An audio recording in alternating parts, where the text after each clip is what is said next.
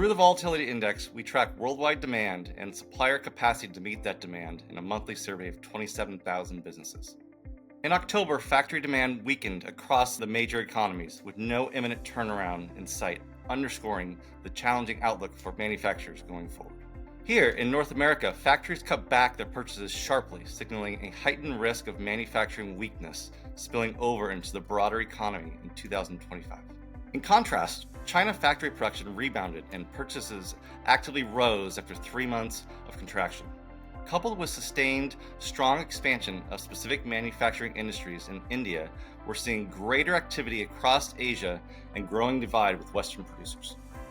In Europe, where manufacturers have been in the doldrums for some time, the industrial recession shows no sign of abating, with French, Austrian, and especially German producers at the heart of the downturn.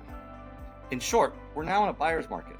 President-elect Trump inherits U.S. manufacturer sector with growing spare capacity, and we expect his administration to come under immediate pressure to bolster the sector, including respond to his promise of tariffs. Similarly, we expect the EU and especially the German government, despite their challenges, to respond to persistent manufacturing recession across the continent.